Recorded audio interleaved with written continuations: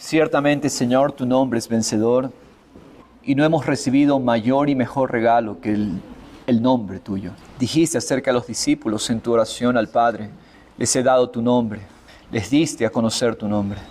Esa es la riqueza, Padre Celestial, cuando hay un pueblo entendido en tu carácter, Señor, porque tu nombre revela tu carácter, Jesús. Permítenos amar ese nombre, permítenos conocer ese nombre, permítenos jactarnos solamente en tu nombre. Cuando lo hacemos, Señor, nuestras vidas se convierten en un descanso.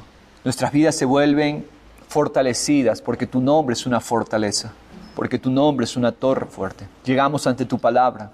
Revélanos más de tu carácter y de tu nombre. Revélanos tus caminos que son altos para que podamos conocer eternidad. Buscarte como un pueblo, Señor. Todo lo que tú estás buscando, todo lo que tú estás anhelando, es que se manifieste, Señor, el cuerpo. Aún la creación entera gime por la manifestación de los hijos de Dios. Si tan solo pudiéramos entender que la solución a todo está en que los hijos de Dios comprendan eternidad, que tu cuerpo se camine, ande y funcione como uno, unido a ti. Entonces, todas las soluciones tendríamos, todas las situaciones las sobrepasaríamos. Cuando entendemos, Padre, que fuimos llamados a manifestar la riqueza de tu gloria en nosotros. Gracias por habernos dado tu gloria y en esta noche oramos, Padre, que seas tú activando de esa naturaleza que ya has puesto en nosotros, una comprensión espiritual. Como dice el apóstol Pablo, y en esa oración, y Padre, nos ponemos de acuerdo en esta oración juntos, Señor Dios.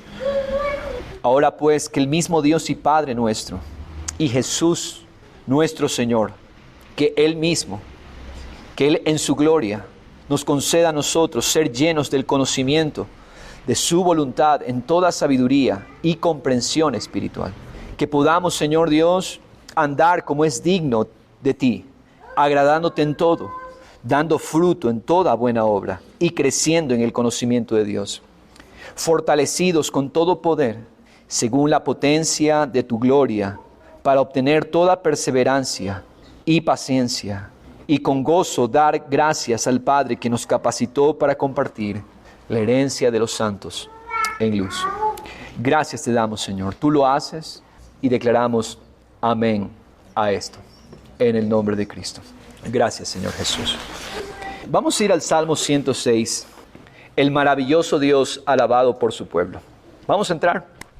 Aleluya. Versículo 1. Aleluya. Den gracias a Jehová, porque es bueno. Den gracias a Jehová porque es bueno, porque para siempre es su misericordia. ¿Quién puede relatar los poderosos hechos del Señor? ¿O quién puede expresar toda su alabanza? Verso 3. Bienaventurados los que guardan el juicio, los que practican la justicia en todo tiempo. Estos 3 versículos. Aleluya. Aleluya es la palabra Halel Yah. Alabad al Señor. Halel, alabar, Yah, el nombre de Dios, Jehová, el Señor. Ya podemos entender, hemos dicho que los 2 primeros o hasta los 3 primeros versículos de un salmo nos dicen de qué se trata ese salmo. Entonces es una invitación a concentrar nuestros sentidos, nuestro enfoque en alabar al Señor. Si entendiéramos lo sencillo que dice allí, es bueno levantar nuestras vidas en alabanza al Señor. Es bueno, toda nuestra vida una ofrenda, toda nuestra vida un sacrificio. Propósitos, estamos buscando propósitos, estamos buscando identidad, estamos buscando planes, metas, ahí está. Vivir para su alabanza es lo que es realmente bueno. Vivir para Él, eso es. Para eso fuimos llamados. Porque para siempre es su misericordia. Pruebe las metas que quiera, y los propósitos, y los planes, y toda misión que usted quiera plantearse. Al final usted, esperemos que no sea después de mucho dolor, vamos a concluir que lo bueno es vivir para que nuestras vidas sean alabanza al Señor. Su misericordia, su amor inagotable. Hemos hablado de esa palabra. Gesed es el amor inagotable, es el amor de pacto, es un amor que no se rompe, inquebrantable. Así es el amor de Dios. difícil de comprender para la mente natural, pero así es el amor de Dios. Es amor inquebrantable, amor inagotable. Dios nos amó con esa clase de amor. Dios te amó con esa clase de amor. Dios me amó con esa clase de amor. Y cuando ese amor se nos es revelado, entonces nosotros descubrimos verdaderamente la vida. Descubrimos incluso ese amor es tan inagotable y tan inquebrantable que ese amor tiene la capacidad de escudriñarlo todo en nosotros y revelarnos lo oculto a nuestros ojos. Póngame atención, revelarnos lo que es oculto a nuestros ojos. Porque naturalmente estamos ciegos a nuestros propios errores. Estamos ciegos a nuestras debilidades. Pero el amor de Dios, mire cómo es con Pedro. El amor de Jesús le muestra a Pedro un milagro, un hecho poderoso. Aquí habla de un hecho poderoso, ¿verdad? ¿Quién puede relatar los hechos poderosos del Señor? Pedro se encuentra en su faena de pesca. Él no conoce a Jesús, o al menos no tan de cerca lo conoce a Jesús. Él aún no es un seguidor de Jesús. Él ha escuchado de Jesús a través de su hermano Andrés. Y ha pasado toda la noche en su trabajo y no ha alcanzado nada, no ha logrado nada. Llega Jesús, de quien ha escuchado, pero no lo conoce cercanamente. Y el amor de Jesús, porque Él ya lo amó a Pedro. No es que Jesús recién lo va a amar, a ver, te conozco y te amo. Él ya lo amó a Pedro. Ese es el amor de Dios por nosotros. Él pensó en nosotros antes de que todo existiera. Y el amor de Dios por Pedro es así. Y en el amor de Dios por Pedro, Jesús hace un milagro impresionante. Ellos, expertos pescadores, no han podido pescar toda la noche y Jesús les dice, a ver, sigue mi indicación. Si tú sigues mi indicación, en otras palabras, sigue mi palabra. Si tú sigues mi palabra, espera el resultado. Y Pedro lanza la red siguiendo la indicación de Jesús hacia el lado derecho. Y ellos tienen una pesca milagrosa. Los expertos pescadores tuvieron que seguir la indicación de aquel que es Dios para entonces poder tener algo de pesca. ¿Y qué pesca fue aquella? Ahora, ¿por qué toqué este punto? Porque ese es el amor de Jesús para Pedro. Pero inmediatamente a Pedro se le revela algo que antes él lo desconocía. Pedro le dice a Jesús, apártate de mí, porque soy hombre pecador. Porque el amor de Dios, cuando se nos revela, examina nuestro corazón. El amor de Dios no es un amor adulador. Nosotros estamos acostumbrados a un amor adulador, un amor por emociones. Y yo espero que alguien que dice que me ama siempre me diga cosas bonitas. Pero el amor verdadero de Dios toca las áreas más profundas de nuestro corazón y nos revela esas áreas que yo no las veo a simple vista. Antes de eso Pedro no se había dado cuenta, pero al ver esa muestra de amor, Pedro dice, Señor, apártate, ahora entiendo que soy pecador. Porque eso es lo que hace el amor de Dios, ese amor inagotable, ese amor de pacto por nosotros.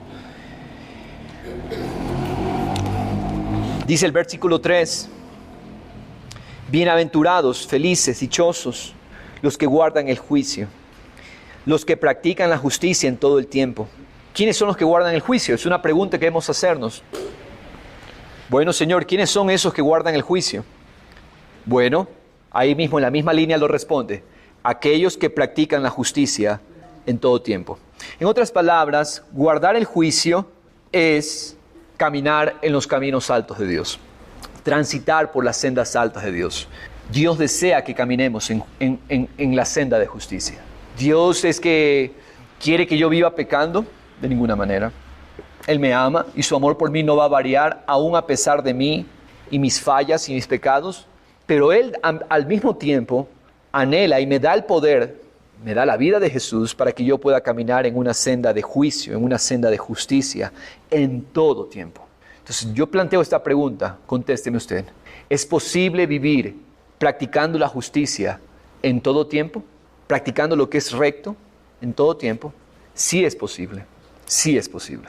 Cuando yo tomo la vida de Jesús, cuando yo muero a mí mismo, yo tomo su vida, Jesús empieza a vivir los caminos rectos de Dios. ¿Dios nos llamó a vivir en rectitud? Por supuesto que sí. ¿Dios nos llamó a vivir en justicia? ¿Que todas nuestras vidas sea irreprochable?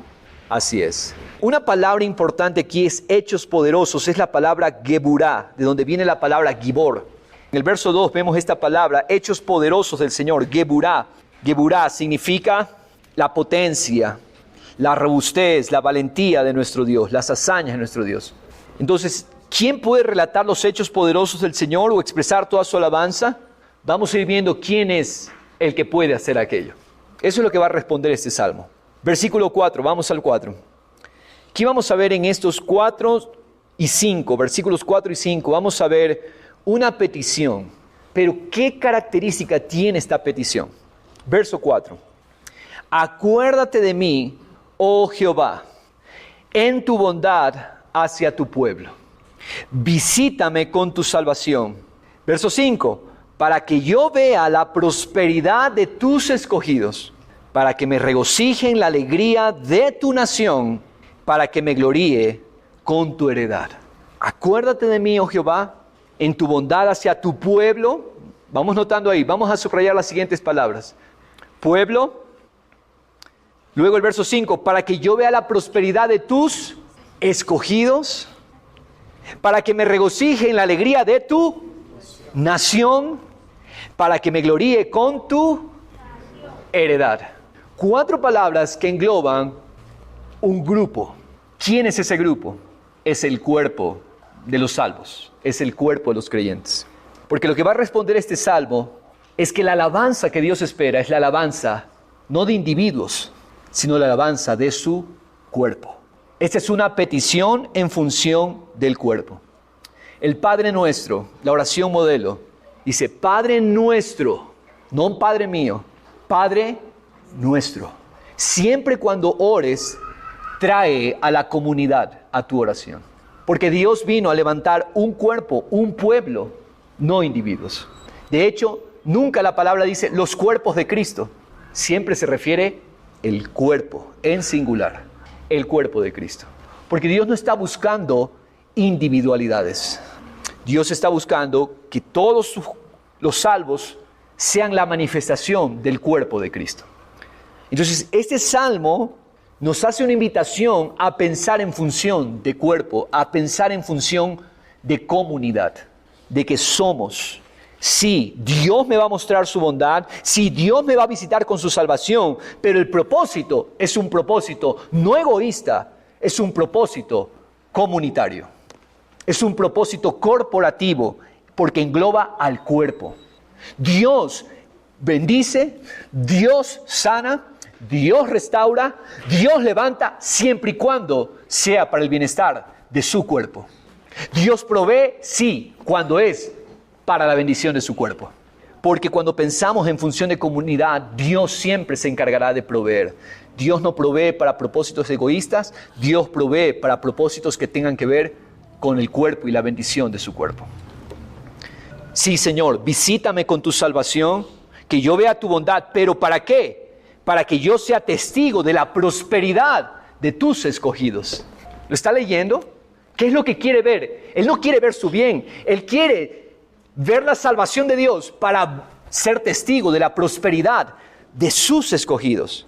Para que me regocije en la alegría de ¿quién? En mi alegría, no, en la alegría de tu nación. Y para que me gloríe, ¿en quién? En tu heredad. La heredad es el pueblo de Dios. 4 veces, 4 términos que tienen que ver con comunidad. Pueblo en el versículo 4, escogidos, nación y tu heredad. Pidamos, anhelemos, deseamos, pero digámosle al Señor, siempre sea para bendición de tus escogidos, para bendición de tu heredad, Señor. Entonces, en estos 2 versículos vemos una petición en función de cuerpo. Verso 6, veamos. Ahora vamos a ver un arrepentimiento en función del cuerpo. Hemos visto ya una petición en función del cuerpo. Ahora vamos a ver un arrepentimiento que es en función del cuerpo. Versículos 6 y 7. ¿Cómo empieza el verso 6? Nosotros hemos pecado como nuestros padres. En el original dice así: nosotros hemos pecado con nuestros padres. ¿Qué es lo que Dios está diciéndonos aquí? ¿O qué es lo que el Espíritu Santo quiere revelarnos aquí? Que el arrepentimiento es la respuesta de un corazón que entiende que cargamos en nosotros la responsabilidad, incluso de las personas que han sido antes de nosotros. Y que no estamos excusados, que la culpa no es de Adán. Yo pequé en Adán. En Adán, todos los que venimos de Adán, pecamos con él. No es solamente pecamos como, sino pecamos con ellos. Como nuestros padres. Hemos hecho iniquidad. Nos hemos conducido impíamente. La carne es muy rápida para decir, no, es la responsabilidad de otros, no es mi responsabilidad.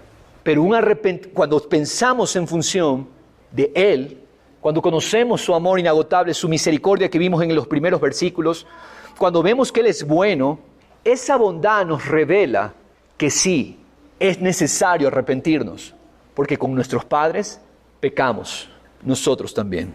Nos hemos conducido impíamente. Y vamos a ver en este salmo que nunca está hablando de pecados de Él. Vamos a ver que todos los pecados de los cuales Él está hablando son pecados de antepasados. Porque ellos ven en sí mismos, cargamos esa responsabilidad. Y Señor, a nombre de nuestra nación, a nombre de nuestro pueblo, a nombre de nuestro cuerpo, venimos a humillarnos. Vengo a humillarme, Señor. Perdónanos, Padre Celestial. Porque hemos pecado como pueblo, hemos pecado como nación, como familia, te hemos fallado, Señor. Nuestros padres, con ellos pecamos, para que entonces seamos restaurados. Nos hemos conducido impíamente. Verso 7, ahí está lo que le decía. Nuestros padres en Egipto no entendieron tus maravillas. ¿Se remonta a quiénes? A Egipto. Los padres que estuvieron en Egipto. No se acordaron de tu infinito amor, sino que se rebelaron junto al mar, en el mar Rojo. Habiendo entendido esto y que Dios sea abriendo nuestros corazones para entender lo que Dios está hablándonos, es importante entender que cuando nosotros nos arrepintamos como cuerpo, entonces, solamente entonces la bendición del Señor vendrá. Unidos para pedir, unidos también para reconocer que ciertamente hemos fallado. Yo les he contado que yo no suelo ver muchas noticias y las cosas que me entero porque me las comparten muchas veces. Y el día domingo estábamos con un grupo ahí de hermanos, estábamos reunidos y me compartieron lo que había sucedido el fin de semana, lo que había estado pasando en las cárceles del país. La matanza más grande en Latinoamérica, la matanza en cárceles más grande que ha habido en estos tiempos. Y me contaban todas las atrocidades que habían sucedido, con dinamita me dijeron, tenían toda clase de explosivos y artefactos y que cruzaron pabellones y mataron cerca de 68 personas y 22 personas quedaron heridas. 68 presos y 22 personas heridas. ¿Qué es lo que podríamos decir todos acerca de aquello? Qué irresponsables los líderes, qué irresponsables los ministros de seguridad, de defensa, ejército, que estamos en estado de excepción, se suponía que tiene que intervenir. Qué irresponsable el presidente. Y sí, ciertamente, miren, yo amo la verdad, soy esclavo de la verdad. Y lo que hay que decirlo como es. En tiempos de elecciones nosotros promovimos a este presidente porque era lo más pegado a la derecha. Y yo lo digo y sin disculparme. La derecha siempre ha sido el ala por la cual deben siempre los cristianos votar. Punto y sencillo. ¿Por qué? Porque la izquierda es todo lo que es antibíblico. Es más, Mateo 25, Jesús dice que las ovejas estarán a su derecha y a la izquierda estarán las cabras. Es una ideología salida del mismo infierno, la izquierda. Porque es una ideología basada en reclamo de derechos, es una ideología basada en robar y extorsionar a otros. Ese es el fundamento de la izquierda. Y nosotros promovimos al candidato que estaba, en segunda vuelta, porque en primera vuelta todos saben que estamos promoviendo al candidato cristiano.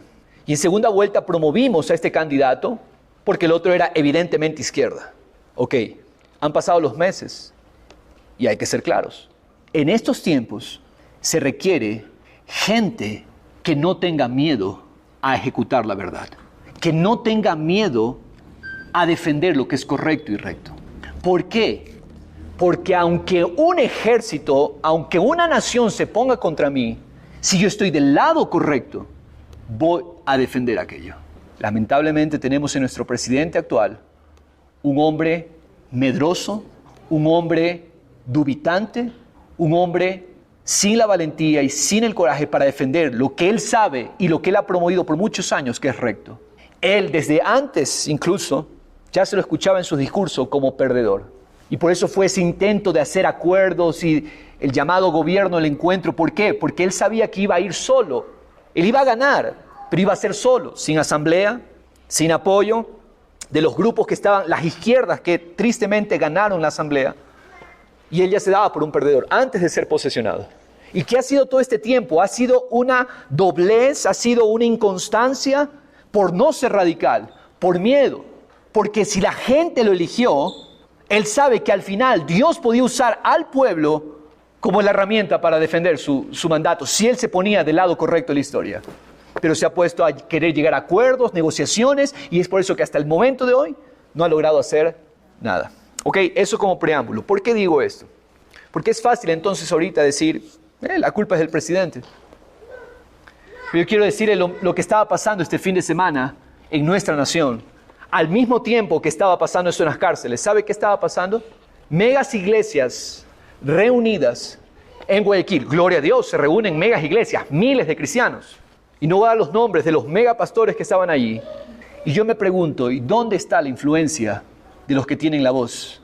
De los que tienen el megáfono porque son megapastores y mega iglesias. ¿Dónde está la influencia?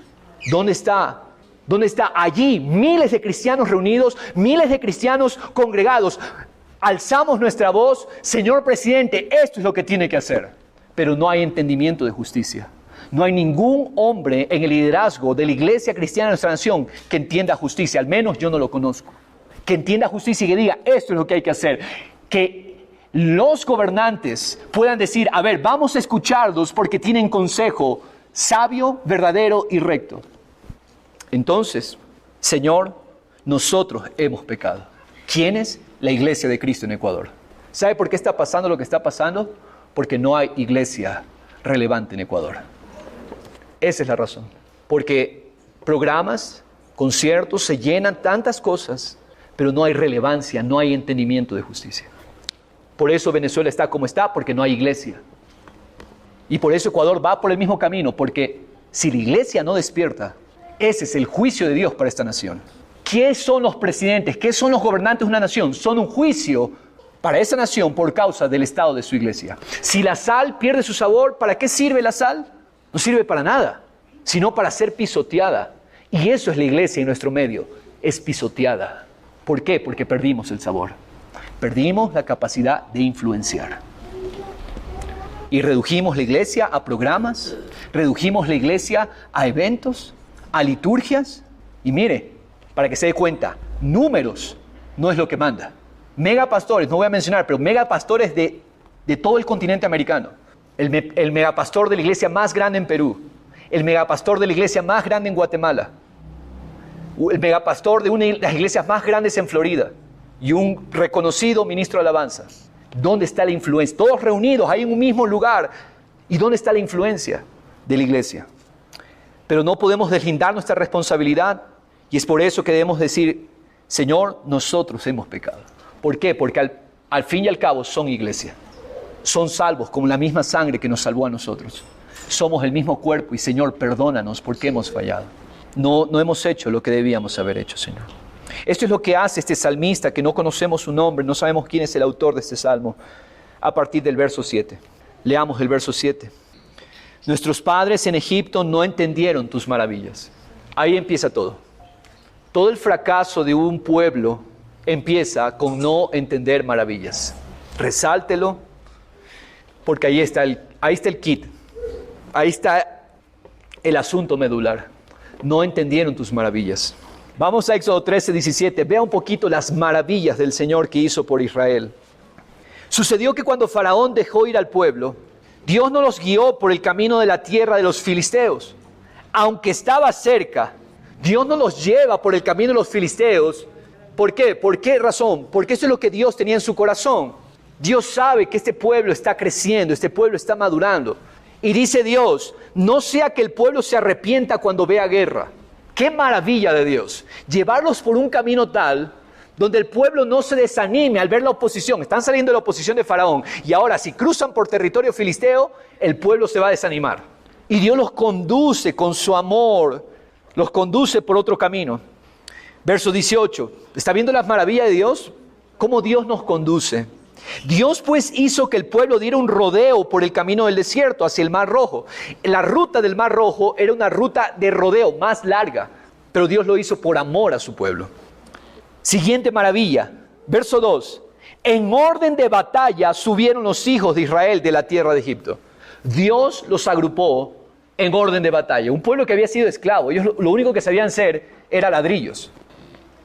Pero Dios mismo los ordena en posición de batalla. Verso 19. Y Moisés tomó consigo los huesos de José. Esto es maravilloso. ¿Sabe por qué? Porque cientos de años atrás, José había profetizado sobre sus huesos. Y dijeron, ustedes van a vivir aquí un tiempo, pero solo un tiempo, no se acostumbren, porque llegará el día donde ustedes van a sacar mis huesos de Egipto y los van a llevar a la tierra de nuestros padres. Y aquí se está cumpliendo esa profecía. Moisés tomó consigo los huesos de José, porque éste había hecho jurar solemnemente a los hijos de Israel, ciertamente los visitará Dios y entonces llevarán de aquí mis huesos con ustedes. ¡Qué maravillas de Dios! El pueblo estaba siendo testigo del cumplimiento de algo que se había hablado tiempo atrás. Partieron de Sucot, acamparon en Etam, al borde del desierto. Siguiente maravilla, verso 21. Esto es maravilloso. ¿Quién iba delante de ellos? ¿Quién iba? Sí iba Moisés, iba con Moisés el discípulo Josué, pero ¿quién era el comandante de ese ejército? Jehová iba delante de ellos.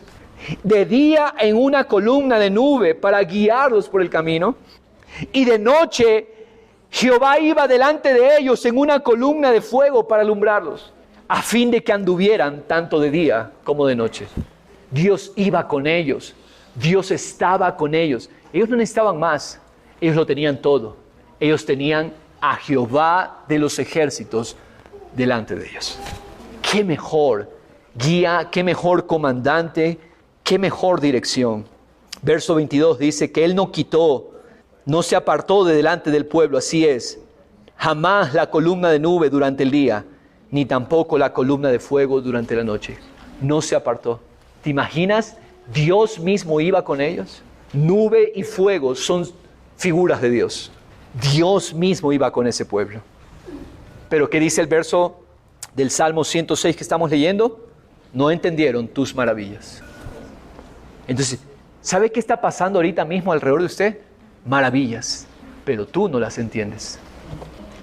Hay tantas maravillas que Dios está haciendo que nosotros muchas veces no las entendemos. Solo yo le pido, acérquese a alguien que usted jamás ha conversado y pregúntele qué está Dios haciendo en tu vida para que se dé cuenta de las maravillas de Dios. Y cuando tomamos el tiempo para escuchar a Dios y ver la obra de Dios en las personas, a sentarnos, abrir nuestros oídos, mirar a los ojos, atender y ver lo que Dios está haciendo, es maravilloso. Y si no tenemos el tiempo para hacer eso, déjeme decirle, nos va a pasar lo mismo que Israel. No entendemos maravillas. Ayer una hermana me dice, pastor, estoy feliz porque yo hace tiempo asistía a X iglesia, pero yo sabía que había algo más. Y yo todo el tiempo que he sido cristiana, yo siempre le preguntaba a Dios, ¿cuál es mi ministerio? ¿Cuál es mi llamado? ¿Cuál es mi propósito? ¿Para qué estoy aquí, Señor? Hasta que finalmente he entendido, dice, que cada día de mi vida es mi ministerio. Cada día que camino en mi negocio, he entendido que yo ministro las almas y que yo ministro a las personas. Y se acabó esa pregunta, ¿para qué estoy aquí? ¿Y cuál es mi propósito? He entendido que Dios me llamó a esto, a expresar naturaleza. Son las palabras de ella, yo no estoy agregando. A expresar naturaleza a través de lo que yo hago. Y hoy soy feliz, me siento realizada. Y todo lo que busco a través de mi negocio es servir a la gente. Es más, me dice, voy a las personas y cuando llego a un lugar donde sé que no tienen la capacidad de pagar el servicio que yo les estoy dando, porque estoy viendo su condición, dice, pastor, yo ofrendo mi trabajo y estoy bendiciendo. Ese es mi ministerio, pastor. Ese es mi llamado. He finalmente descubierto. Y ahora, si yo no me detengo a alabar a Dios por eso, a sorprenderme por lo que el Señor está haciendo, pierdo la maravilla. No se lo digo por la hermana, se lo digo por mí. Porque en este caso yo tengo que apreciar lo que Dios está haciendo en ella y asombrarme de lo que Dios está haciendo. Que no nos pase lo que le pasa a Israel. Israel no entendió maravillas. Yo sé que eso no pasa aquí entre nosotros, pero hay gente que llega y solo está viendo el reloj para ver a qué hora me voy y a qué hora me voy. Si no entendemos la riqueza, mire cómo le llama el salmista, tu heredad, tu pueblo es tu heredad. Si yo no entiendo la riqueza del cuerpo, estoy perdiendo maravillas, porque a eso nos llamó el Señor. ¿Qué pasó con ellos? No entendieron maravillas. No se acordaron de tu infinito amor. No tuvieron ojos para ver el amor del Señor. No tuvieron ojos para ver las misericordias del Señor. Se olvidaron, no se acordaron de tu infinito amor. Dice, en el original dice, no se acordaron de la multitud de tus misericordias, sino que se rebelaron junto al mar, en el mar rojo. Se rebelaron. Verso 8, no obstante, los salvó por amor de su nombre. Amén. Así es, para hacer notorio su poder, para manifestar su poder. Maravilloso, porque Dios todo lo que hace, lo hace por su nombre. Por amor de su nombre los salvó, a pesar de que se rebelaron, a pesar de que no entendieron maravillas ni se acordaron del infinito amor del Señor. Dios manifestó su poder. ¿Qué hizo Dios? Reprendió al mar rojo, se secó, los condujo por las profundidades como por un desierto, los salvó de mano del que los odiaba y los redimió de mano del enemigo. ¡Qué hazañas de nuestro Dios! Las aguas cubrieron a sus adversarios, ni uno de ellos se escapó. Verso 12 habla de qué pasó, la reacción inmediata, ¿cuál fue? Creyeron en sus palabras y cantaron su alabanza. Éxodo 15, salud. Éxodo 15 habla del cántico que ellos cantaron después de que cruzaron el Mar Rojo. Creyeron en sus palabras y cantaron su alabanza. Verso 13, pero pronto se olvidaron de sus obras. Eso es lo que pasa. Qué lindo lo que Dios está haciendo hoy. Mañana no tenemos memoria de lo que pasó ayer. Así somos. Por eso estamos llenos de queja, de tristeza, de depresiones, de tantas frustraciones y desilusiones. ¿Por qué? Porque tenemos memoria frágil. Pronto se olvidaron de las obras del Señor. Él todo lo que hace ha sido bueno y mañana estamos renegando de Él. Pronto nos olvidamos de todo lo que Él ha hecho. Si para mí Dios fue fiel en el pasado y aunque yo no entienda su fidelidad hoy, yo no entienda lo que esté pasando hoy, Él es digno de mi alabanza, Él es digno de mi adoración, independientemente de lo que pase hoy. No esperaron su consejo. Vemos que, por favor, le invito, escuche el mensaje que predicó el día domingo Pastor Joel. La manifestación del varón perfecto se llama este mensaje. Escúchelo, por favor.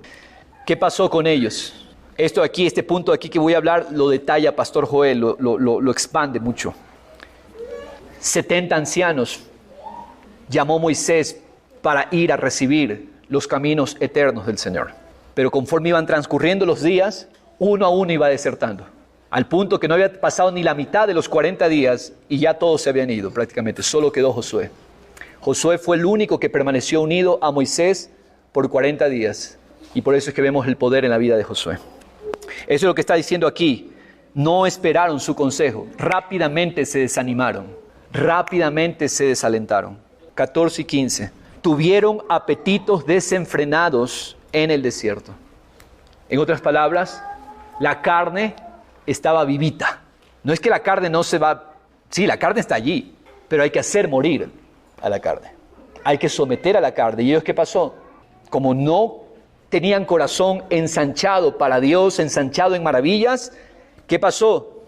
Tentaron a Dios en las soledades. En las soledades se refiere en el desierto, porque ellos estaban en el desierto.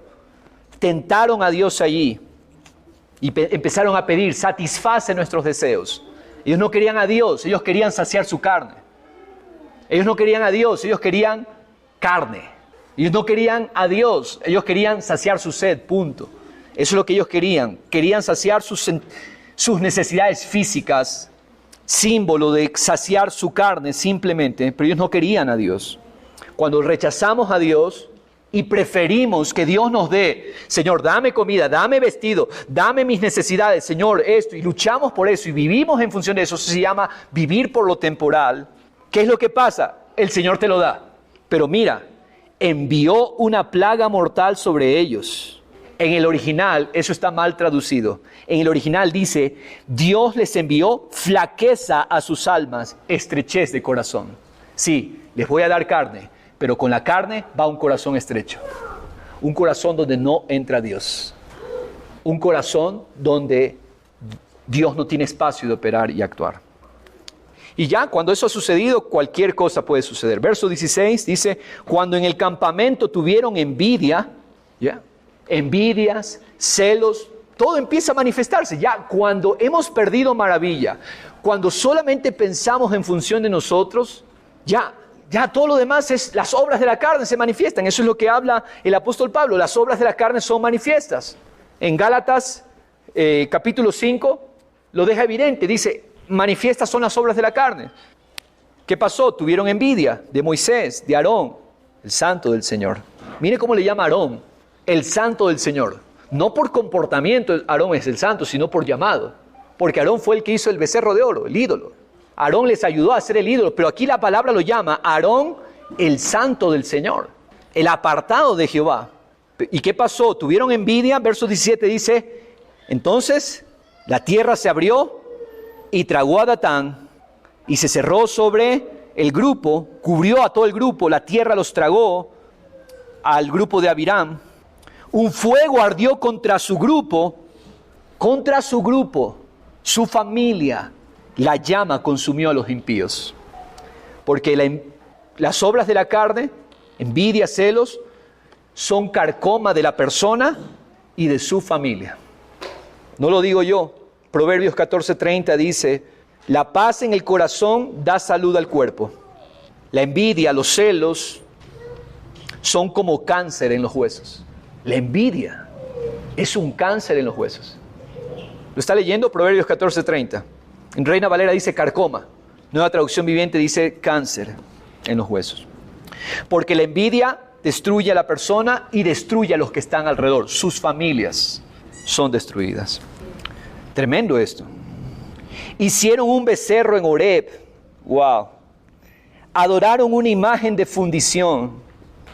Cambiaron su gloria por la imagen de un buey que come hierba. El Dios de los ejércitos, el Dios que iba delante de ellos, detrás de ellos, el Dios que estaba con ellos y los había librado con brazo poderoso, ahora lo reemplazan ellos por la imagen de un buey que come hierba. A nosotros nos suena chistoso, ¿verdad? Nos suena chistoso. ¿Qué van a adorar un buey que come hierba? ¿Sabe por qué lo dejó Dios en su palabra? Para que así nos demos cuenta que así mismos son nuestros ídolos. Así de ridículos son las cosas que amamos nosotros. Un buey que come hierba para nosotros. ¿Quién va a adorar un buey que come hierba en estos tiempos? Así son nuestros ídolos a los ojos de Dios. Lo que nosotros amamos, dice Dios, ¿tú me dejas por eso? ¿Tu ídolo son tus hijos? ¿Tú me dejas por eso? ¿Tu ídolo es tu cónyuge? ¿Tú me dejas por eso? ¿Tu ídolo es el dinero? ¿Me dejas por eso? A ese nivel me rebajas. ¿Me dejas por trabajo? A ese nivel me rebajas. El resentimiento también es un ídolo. El miedo son ídolos. Albergamos todas esas cosas en nuestro corazón y las acariciamos. Yo decía el domingo, nos acomodamos a vivir con esas cosas. Y Dios dice, ¿me dejas por eso? ¿Rechazas deleitarte en mí por esos ídolos? Verso 21. Se olvidaron de Dios, su Salvador, que había hecho Gadol, que había hecho grandes cosas, Gadol, en Egipto, que había hecho maravillas, Palá, en la tierra de Cam, y que había hecho cosas asombrosas, Yaré, en el Mar Rojo. Se olvidaron y cambiaron la gloria de Dios por la imagen de un buey, y se olvidaron ¿de qué? Del Gadol, las grandes cosas que ha hecho Dios. Se olvidaron de Palá, las grandes maravillas, y se olvidaron ¿de qué? De Yaré, las cosas asombrosas en el Mar Rojo. Yaré es una palabra hebrea que significa maravillas, hechos formidables, hechos asombrosos, hechos atemorizantes para el enemigo. Se olvidaron de todo lo que había hecho el Señor. Verso 23, Él dijo que los hubiera destruido de no haberse puesto Moisés, su escogido, en la brecha delante de Él. En otras palabras, hubo un hombre que pensó no en función de él, pensó en función de comunidad. Moisés dice que Dios los iba a destruir si Moisés no se hubiera puesto en medio. Dice, para apartar el furor de Dios, para no destruirlos. Moisés intercedió, Éxodo 33. Señor, si tú destruyes a este pueblo, ¿qué dirán las naciones si este fue el pueblo que tú sacaste de Egipto? Ese es el corazón de un intercesor. Señor, por amor de ti, por amor de tu fama, por amor de tu nombre, no destruyas a tu pueblo. Por amor de ti, Señor. Y eso es lo que tenemos que hacer por nuestra nación Ecuador. Eso es lo que tenemos que hacer por nuestro pueblo, por nuestra nación, por nuestra iglesia. Y cuando digo nuestra iglesia, no estoy hablando de esta casa solamente. Estoy hablando de la iglesia de Cristo. Señor, acuérdate de nosotros conforme tu bondad. Dice que se puso en medio Moisés. Pero verso 24, ¿qué hicieron ellos? Aborrecieron la tierra deseable. ¿Se imagina? La tierra que Él les había dado, entregado, prometida, la tierra prometida, que ellos no tenían que trabajarla. Que ellos los primeros años, Dios les dijo, los primeros años ustedes no van a trabajar nada porque la tierra está lista para que ustedes vivan de ella. Cosechen, coman, extiendan sus manos y coman. Y ellos aborrecieron esa tierra. ¿Qué quería este pueblo? Es la pregunta que nos hacemos, ¿no? ¿Qué quería este pueblo? Tenía todo, ¿no? ¿Cuántos? A ver, soy yo el único que se ha puesto a pensar en estas cosas acerca del pueblo de Israel. ¡Qué duro Israel! ¿Qué pasaba con este pueblo? ¡Qué tercos! Y es ahí mismo el Señor diciéndome, y así eres tú. Y así eres tú. Porque dice el apóstol Pablo, todas estas cosas se quedaron escritas para nuestra enseñanza y nuestra lección, dice el apóstol Pablo. No es para criticar a Israel, es para que nos veamos allí nosotros. Es para que nos veamos allí. Es un espejo. No creyeron en su palabra, sino que murmuraron en sus tiendas y no escucharon la voz del Señor. Por tanto, les juró abatirlos en el desierto. Dios dijo, les juró, juramento, van a quedar en el desierto muertos. Y toda esa generación murió en el desierto. Y esparcir su simiente entre las naciones y dispersarlos por las tierras. Ese salmo es para reflexionar, es para que veamos el corazón de Israel. Oremos al Señor diciendo, Señor, me estás mostrando la condición de mi corazón, yo me uno a ti. Pero ¿qué dice el verso 28? Ellos se unieron ¿a quién? Se unieron, intimaron, intimidad. ¿Se unieron a quién? ¿Con quién tuvieron intimidad? ¿Con quién se deleitaron? ¿Qué presencia disfrutaron? Baal, peor. Baal en peor, un dios cananeo. Se unieron, ¿sí? ¿Ve la palabra? Esa palabra es crucial. Se unieron, intimidad, relación íntima, no con Dios, con los demonios. Comieron sacrificios ofrecidos a los muertos. Le provocaron a ira con sus actos. ¿Y qué pasó? La plaga se desató entre ellos. Esos son los efectos. La plaga, quiero decir esto, cuando no te unes al Señor, terminas uniéndote a los ídolos. ¿Y qué hay detrás de los ídolos? ¿Qué hay detrás de los ídolos? Demonios. Es muy serio el asunto. Es muy serio el asunto. Quiero explicarles qué fue lo que pasó. Números 25, no lo vamos a leer todo. Yo le hago un resumen de la historia. Números 25, resulta que ellos están en el desierto. Dios ha sido tan fiel con este pueblo que nación con la que se atraviesan es nación que va siendo destruida. Llega a los oídos del rey de Moab la fama de este pueblo que viene desde Egipto arrasando con todo. Y ellos tenían que pasar por allí. El rey de Moab llama a un profeta asalariado, Balaam, del cual el apóstol Judas habla en su carta, la carta de Judas. Y Balaam intenta maldecir al pueblo porque le estaban pagando. Balaam era un profeta y el rey de Moab le dice, maldíceme por favor este pueblo que viene porque si no nos acaban. Y Balaam intenta 3 veces maldecir y no puede maldecir al pueblo. A ese pueblo, dése cuenta, el amor de Dios los cubría a ese pueblo. Y entonces, como no puede, las 3 veces Dios le prohibió a Balaam, Balaam como no puede maldecir, dice, mira, yo no puedo maldecir lo que Dios ha bendecido. Pero ¿sabes qué, rey de Moab? Yo te doy la estrategia facilísima. Es más, ¿por qué no se me ocurrió antes? Mira, envíales a ese pueblo tus mujeres para que se contaminen. Y vas a ver cómo caen ahí toditos. Dicho y hecho. ¿No pudo Balaam maldecir a Israel? Pero Balaam le dio el consejo al rey de Moab para que el rey de Moab les ponga la cascarita al pueblo de Israel. Y Dios les había dicho, tienen prohibido unirse con otras naciones. Eso está en Números 25, ese triste episodio. Y resulta que todo el pueblo estaba desenfrenado.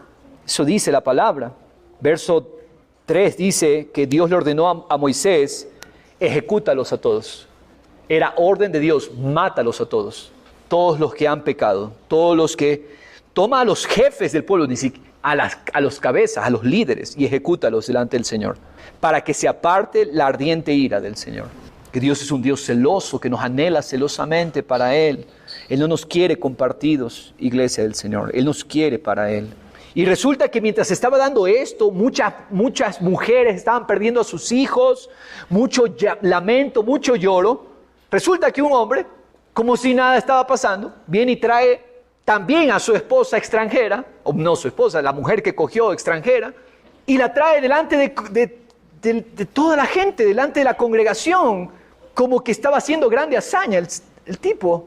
Y dice la palabra que Dios llenó de celo el corazón de un hombre llamado Finehés. ¿Y Finehés qué hizo? Cuando Finehés vio esto, hijo de Eleazar, hijo del sacerdote Aarón, se levantó en medio de la congregación y tomando una lanza en su mano, fue tras el hombre, entró en la alcoba y los traspasó a los dos, al hombre y a la mujer por su vientre. Y de esa manera cesó la plaga sobre los israelitas. Ahora, esto nos parece, wow, está fuerte, pastor. Mire lo que dice Dios, verso 10, Números 25, 10.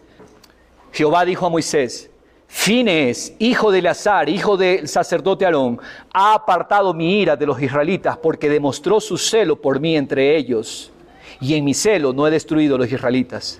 Por tanto, dile a Finehés, yo le doy mi pacto de paz, y será para él y para su descendencia después de él, un pacto de sacerdocio perpetuo, porque tuvo celo por su Dios e hizo expiación por los israelitas. Tremendo. Un hombre que tuvo celo de Dios. Eso es lo que va a mencionar aquí. Nos quedamos en el versículo 30. Entonces Finehés se levantó e intervino y cesó la plaga. Ahí está Finehés. Y le fue contado por justicia por todas las generaciones para siempre. Finehés no pensó en función de sí. Finehés es el ejemplo de un hombre que pensó en función del pueblo. Tiene que morir uno para que la plaga cese de todo el pueblo. Eso se llama pensar en función de comunidad. Pensar en función del cuerpo de Cristo. A eso nos llama Dios. Muchas veces hay que confrontar casos puntuales. ¿Por qué? Porque confrontando ese asunto puntual, salvamos al cuerpo de Cristo. Eso es importante. Verso 32. También le hicieron enojarse en las aguas de Meriba y le fue mal a Moisés por culpa de ellos. Mire, le fue mal a Moisés. ¿Qué significa esto?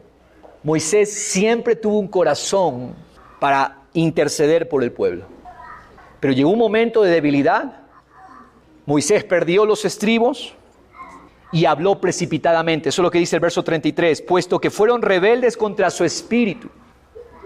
Fueron rebeldes contra Dios, fueron rebeldes contra Moisés. ¿Y qué pasó con Moisés? Moisés habló precipitadamente con sus labios. Muchas veces, aún el hombre más manso de la tierra sabía que Moisés, la Biblia lo llama el hombre más manso. El hombre que es el hombre más manso, un hombre que ha cedido todos sus derechos a Dios. Es un hombre que se ha rendido a Dios en todos sus derechos. Hasta el hombre más manso, por causa de un pueblo endurecido, puede caer. Habló precipitadamente con sus labios. Verso 34, no destruyeron a los pueblos. Ellos tenían la orden, destruye, acaba, termina. Ese era el mandato de Dios. ¿Qué pasó con Saúl? Saúl no amaba el mandato de Dios. Dios le dijo, destruye. Saúl no le importaba. Y Saúl dejó con vida al rey de Amalek, dejó con vida a sus animales, cuando Dios había dicho, destruye. No amaron el mandato de Dios. Eso es una exhortación bien fuerte de Dios a que hay que acabar con todo amor por lo temporal. No destruyeron como el Señor les había mandado, sino que se Mezclaron. La palabra mezclar es la palabra arab, que significa se hicieron socios, entrar en sociedad, salir por garante del otro. En otras palabras, me mezclo con los cananeos y ahora somos sociedad. Y ahora no solamente sociedad, es más, usted va a ver la palabra arab, se la usa en los proverbios como fiador. Cada vez que los proverbios hablan, no salgas fiador de deudas ajenas. Yo hoy día estaba revisando, a propósito, eso no es parte de la enseñanza, pero me quedo sorprendido cuántas veces en el libro de Proverbios se habla de no salir fiador de deuda ajena, no salir de garante. Cuidado con eso. Bueno, esa misma palabra fiador es la misma palabra para mezclarse. Cuando nos mezclamos con lo temporal, ¿qué es lo que pasa? Entramos en sociedad y salimos por garante. Es decir, nosotros estamos poniendo todo de nosotros por la fidelidad de ellos. Creemos en la fidelidad de ellos. Yo le hago una pregunta. ¿Usted cree en la fidelidad de este mundo como Dios? ¿Usted cree en la fidelidad del trabajo como un Dios? ¿Cree en la fidelidad del dinero como un Dios? Porque cuando nos mezclamos, estamos saliendo por fiador. Y decimos, sí, Él es capaz de hacerlo. Mi ídolo es capaz de hacerlo. Eso es lo que significa la palabra mezclarse. Mezclaron con las naciones, aprendieron sus obras, aprendieron sus costumbres. Verso 36, sirvieron a sus ídolos que se convirtieron en lazo para ellos, sacrificaron a sus hijos y a sus hijas a los demonios. Derramaron sangre inocente, la sangre de sus hijos y de sus hijas, a quienes sacrificaron a los ídolos de Canaán. Y hoy en día, los padres están sacrificando a sus hijos a lo temporal. Repito esto, ponle atención. Los padres hoy están sacrificando a sus hijos a lo temporal. Es lo mismo. Dios levante padres donde su único interés sea que su hijo ame lo eterno. Todo lo demás, el Señor lo hará. Así se contaminaron en sus obras, en sus costumbres, fueron infieles. Las Américas lo pone bonito, pero en realidad la palabra es se prostituyeron en sus hechos. Se prostituyeron. Dejaron a Dios, su esposo, y se fueron tras esos amantes. Se encendió la ira de Jehová contra su pueblo y él aborreció su heredad. Los entregó en mano de las naciones y los que los aborrecían se enseñorearon sobre ellos. Ahí está el resultado. Ellos creían que iban a ser libres, rebelándose contra Dios. Terminaron siendo señoreados por esas naciones. Fueron subyugados bajo su poder. Aún así el Señor, ¿qué pasó? Muchas veces los libró. Ellos, sin embargo, fueron rebeldes y se hundieron en su iniquidad. Verso 44. Sin embargo, Dios vio su angustia al escuchar su clamor. Y nuevamente, ¿se da cuenta el ciclo? Dios nuevamente liberándolos. Por amor a ellos, se acordó de su pacto y se arrepintió. Ese es el amor de Dios. Arrepentirse en realidad es la palabra tener compasión. Dios no tiene de qué arrepentirse. Dios nunca ha estado en el pecado. ¿Sí? La palabra arrepintió, de hecho se lo digo, es la palabra nakham, que significa tuvo compasión. Dios tuvo compasión, conforme a la grandeza de su misericordia. ¡Qué maravilloso! Conforme a la grandeza de su amor inagotable. Les hizo también objeto de compasión, rakham, el amor tierno de una madre por su bebé en el vientre. De esa manera Dios, miren cómo trata a Dios, cuál es el amor de Dios. Les hizo objeto de rakham, compasión, en presencia de todos los que los tenían cautivos. Verso 47, esta es nuestra oración. Sálvanos, a nosotros, Señor, sálvanos. Sí, quizás decimos es el pecado de otro, pero con ellos también pecamos. Sálvanos, oh Jehová, Dios nuestro. Vamos a orar eso. Y reúnenos. Reunirnos, kabats. ¿Qué es salvación entonces, según este pasaje, según este versículo? Que Dios nos una como un solo cuerpo en Cristo. Reúnenos, Señor. De entre las naciones. ¿Para qué, Señor? Porque tú nos salvaste, ¿para qué? Nos rescataste, ¿para qué? Y tú hoy tienes compasión, ¿para qué? Para que juntos demos gracias a tu santo nombre. Para eso existimos. Para eso estamos, iglesia. para que su santo nombre sea el todo en nuestras vidas, para que su santo nombre sea lo que cultivemos, sea lo que abracemos, para que en eso nos deleitemos. Para eso fuimos salvos, para eso Él nos salva y nos reúne en Cristo. ¿Para qué vivimos ahora? Él nos rescató de eso, Él nos ha salvado de eso. ¿Para qué? Para dar gracias a su santo nombre y para gloriarnos en su alabanza. Para eso existimos, iglesia. Para eso existimos. Porque dice la palabra del Señor en Isaías 40:11, que Él como pastor apacentará su rebaño, en su brazo recogerá los corderos. Él es el pastor, el buen pastor, y Él nos reúne en sus brazos a todas las ovejas, todos los corderos, y en su seno nos llevará, dice Isaías 40, guiará con cuidado a las recién paridas. Verso 48, Baruch Adonai, Elohim Israel, Min Haolam, Bat Haolam, bendito sea el Señor, Dios de Israel, desde la eternidad y hasta la eternidad. Y yo solito, todo el pueblo, el cuerpo unido, todo el pueblo diga, es verdad. Amén. Aleluya. Sálvanos, oh Jehová, Dios nuestro. Sálvanos de no entender maravillas. Sálvanos de no ver día a día tu compasión, tu bondad, tu amor inagotable. Sálvanos de vivir una vida liviana de ansiedades, de temores. Sálvanos de vivir una vida de afanes. Sálvanos, Señor Dios. Sálvanos, Señor, de todos estos ídolos contra los cuales el alma se enfrenta día a día, Señor. Y reúnenos como un solo pueblo. Reúnenos. Reúnenos de entre las naciones. Reúne a tu iglesia en Ecuador, Señor. Señor, hemos pecado. Como nación hemos pecado, como iglesia tuya, cuerpo tuyo, hemos pecado, Señor. Hemos fallado, Padre, la iglesia en Ecuador, a nombre de la iglesia en Ecuador, porque somos de tu pueblo. Hoy nos presentamos, Señor Dios. Y no, Señor, no queremos buscar responsables. Señor, tú nos permites ver todo eso para identificarnos nosotros. ¿Cómo es el corazón del hombre?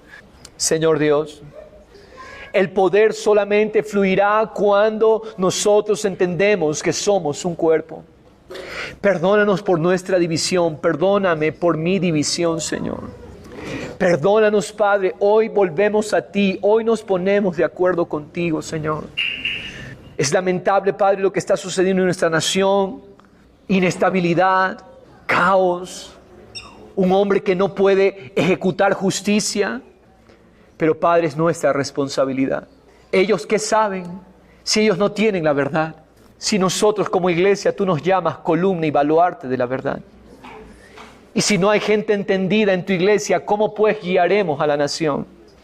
¿Cómo pues dirigiremos a esta nación? Perdona, Señor. Perdona al liderazgo, Señor. Como pastor pido perdón a nombre de los pastores, Padre. Perdónanos, Señor, porque nos hemos rebelado, Padre. Hemos amado la gloria de hombres. Hemos amado las posiciones de hombres, Señor. Eso hemos hecho, Señor.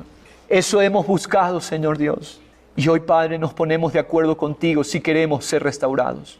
Padre, hay poder en el acuerdo. Hay poder en el acuerdo. Reúnenos, Padre, como un solo pueblo, como un solo cuerpo, Señor. Este es un tiempo del cuerpo.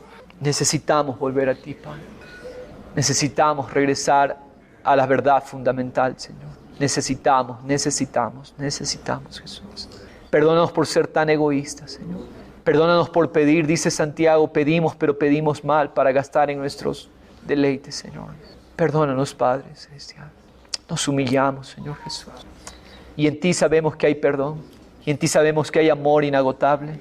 Y en ti sabemos que hay amor rakham, amor tierno. En ti sabemos que hay nakham, amor compasivo. En ti sabemos que está tu bondad, Señor. Míranos, Padre, somos el pueblo por el cual tú entregaste a tu Hijo. Por amor a tu Hijo. Por amor a la sangre con cual nos lavaste. Por amor a esa sangre, levanta una iglesia que es la manifestación del hombre perfecto. Levanta una iglesia que es la manifestación del varón perfecto. En el nombre de Jesús, Padre, necesitamos volvernos a ti. y nos ponemos de acuerdo contigo, Señor. Gracias, Padre eterno. Gracias porque al participar de este pan, estamos diciendo que este pan pertenecía a un pan más grande. Este pedazo era de un pan más grande.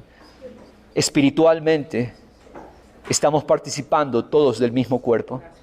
Somos un solo cuerpo en Cristo. Comamos hoy la unidad del cuerpo de Cristo. Comamos hoy un corazón que se apasiona y se llena de celo como Finees. Aquí está, Padre, tu pueblo. El corazón de Finees, el espíritu de Finees está en nosotros, porque el espíritu de Finees es el espíritu de Dios. Que tengamos celo por tu pueblo, para clavar con la estaca, Señor, a todo enemigo espiritual, Señor. Porque no tenemos lucha contra carne y sangre, sino contra enemigos espirituales. Esos son los verdaderos enemigos. Que podamos orar los unos por los otros, que podamos bendecir los unos a los otros, que podamos, Señor, ser generosos los unos con los otros, que podamos, Padre Celestial, orar, clamar, interceder los unos por los otros, Señor. Que seamos cuerpo, Padre. Llenemos de celo nuestro corazón por tu cuerpo, Jesús. En el nombre de Cristo. Gracias, Señor. Participemos de la unidad de Jesús. Por amor al pacto, Señor.